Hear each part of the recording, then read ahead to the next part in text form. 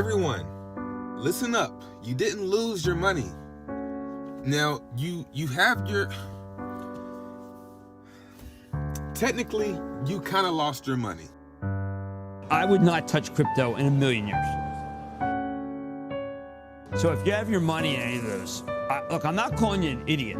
I'm just saying you're using a lot of blind faith. And I like to have my money at JP Morgan. It feels good. And I think that everybody who owns these various coins, I do think you're an idiot, okay? I did not go to college to get stupid. These people who own these things should not own them.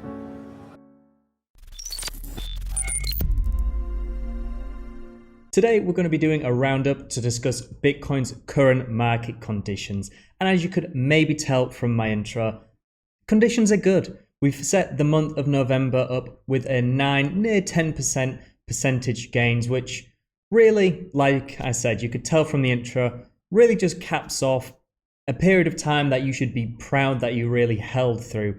2 years of downwards price action, practically a year since we set the bottom in Bitcoin's price action. I think we deserve a little bit of upwards price action. Inevitably, I'm filming this a few hours before you'll see it, so price is probably radically different by the time you're watching this. But if we just go to something like the Fear and Greed Index, we can see market conditions are pretty neutral, if anything, a little bit greedy. We can see here after we set our all-time high in November 2021 and our low in November 2022, we've now had, as I said, about a year of price action that's been very positive. That ultimately I think we all actually deserve a little bit.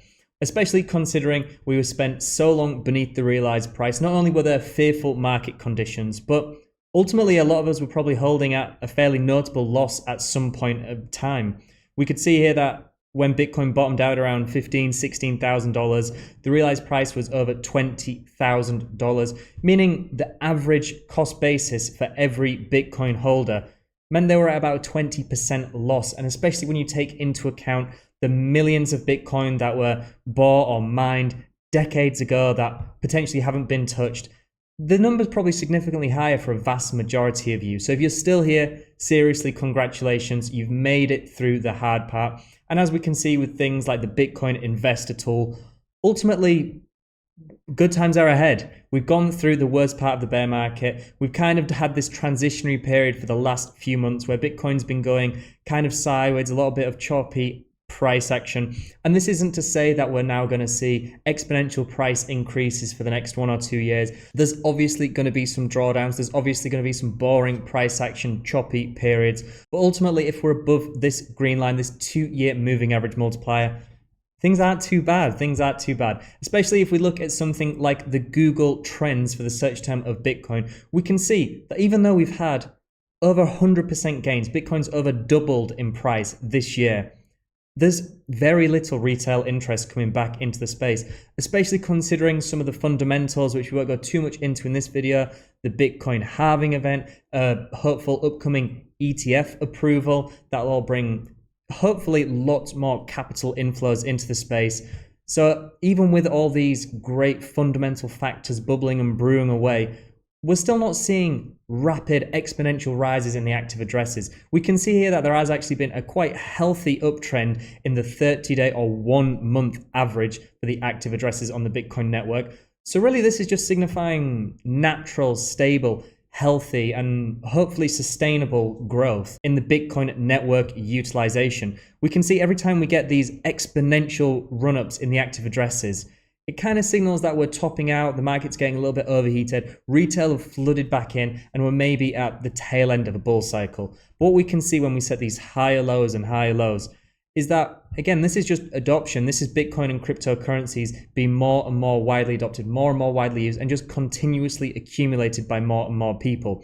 We can see that we are actually at pretty crucial bit of, I would say, support resistance, definitely a key level in this metric. If I can just manage to draw this line, we can see here, approximately there, that this has kind of been a bit of a resistance and support multiple times throughout Bitcoin's recent history. We can see after we hit this line in the previous bull cycle, Bitcoin had a little bit of retracement before the bull market really kicked off. And we last hit this at the all-time high. And then a couple more times before pullback. So we're now actually just breaking above this level, which may be another key indication that Bitcoin's adoption's kind of increasing a little bit, especially like I said, there are some fundamental factors going on. So maybe that's just naturally bringing more retail back into space, more capital inflows into the markets. But like I said, at a very natural, sustainable and healthy rate of change.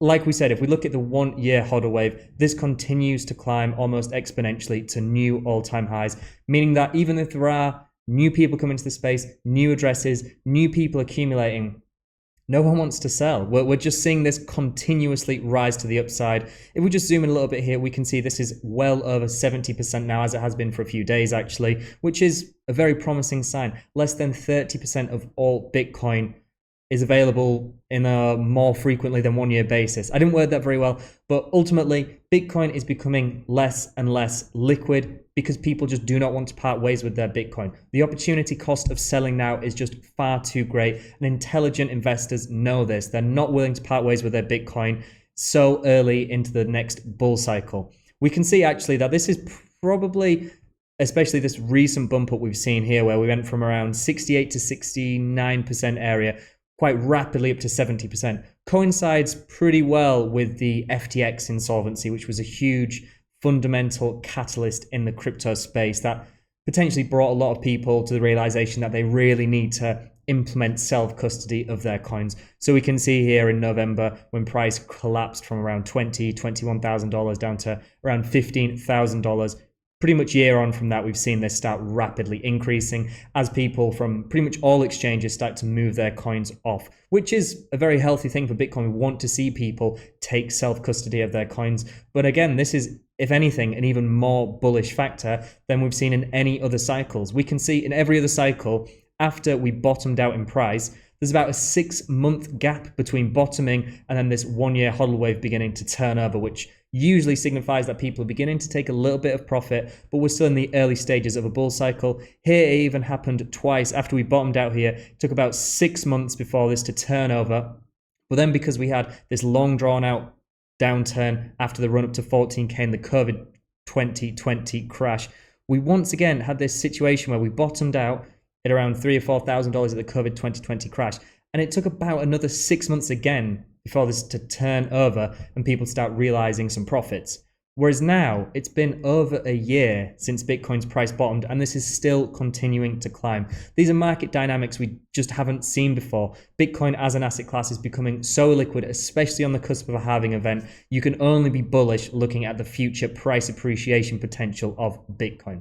And again, if we look at something, just at the price action chart I've got loaded up here, what I'll do is I'll load up the halving event here, which is around the 17th of April currently. This changes because it's not on a fixed 4-year cycle basis. It's based on X amount of blocks, 210,000, I think. If I'm wrong, I'm sure someone will correct me in the comments down below. But we can see we've got a few months to go for this. What I thought I'd do is map out the previous 2 bull cycles we've had to see how we look in comparison to the gains we've seen from the lows we set about a year ago in this cycle compared to the other 2 cycles, and potentially what gains we could expect to see in the next year.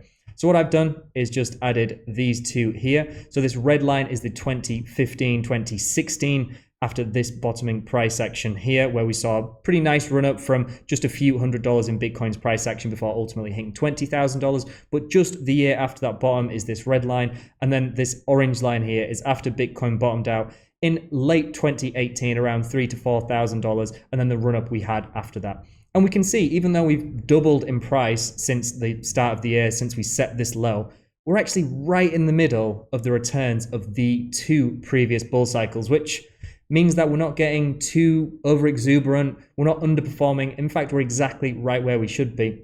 If anything, because a lot of people are expecting diminishing returns, we might actually be outperforming expectations, and this might be, like we discussed before, in due to the fact that we're seeing different market dynamics. We're seeing an asset class that has never been this liquid and continues to become even less and less liquid every single day.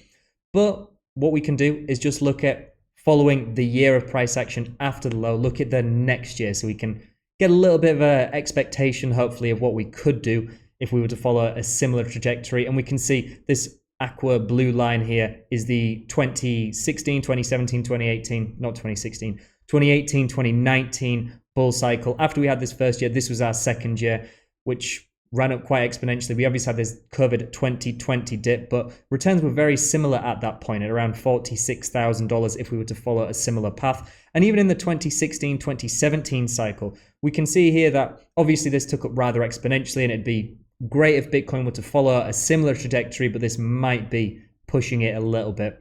But we can see if we're mimicking even any of these, we can expect a Bitcoin price of around $43,000, $44,000, which actually a lot of on-chain metrics are pointing towards potentially being a fair value at the point of the halving event.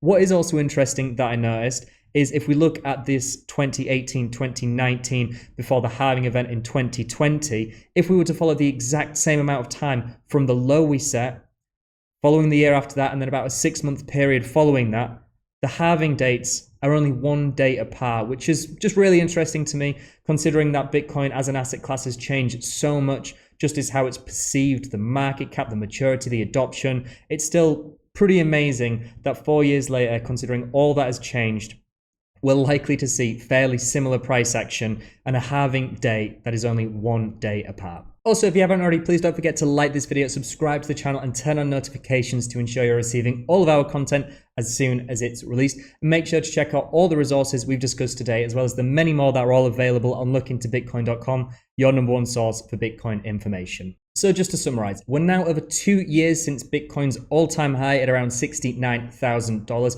and pretty much 1 year since our cycle low at just about $15,500. So if you've made it this far, you're in a great position. Well done. Good times are ahead. Looking at pretty much every single metric, we're way past the bear cycle, probably just at the tail end of the transitionary period. And really now, especially with the halving coming up, and especially with some other fundamental factors, really it should be good times ahead. And looking at historical comparisons, we're pretty much exactly aligned with previous cycles, which puts us in a great position for the next 2 years.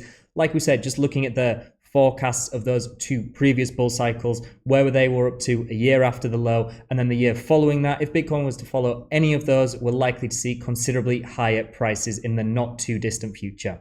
And given the long and fearful bear cycle that resulted in many investors holding it, probably quite substantial losses, there's now every indication that capital inflows are re-entering at a very healthy and sustainable rate, with still no signs of any large-scale profit taking. If you like this video, then please visit lookintobitcoin.com, where you can also consider becoming a site subscriber to gain access to professional resolution charts, advanced macro and portfolio data tools, in-depth crypto industry reports like the one you're seeing now, live and personalized indicator alerts, private TradingView scripts, and more, all for a fraction of the standard industry price. And let me know what your thoughts are on Bitcoin's current price action and where you think we could be going throughout the month of December. Let me know in the comments down below and on social media. I look forward to reading and replying to all of them. Thank you very much for watching, and I'll see you in the next one.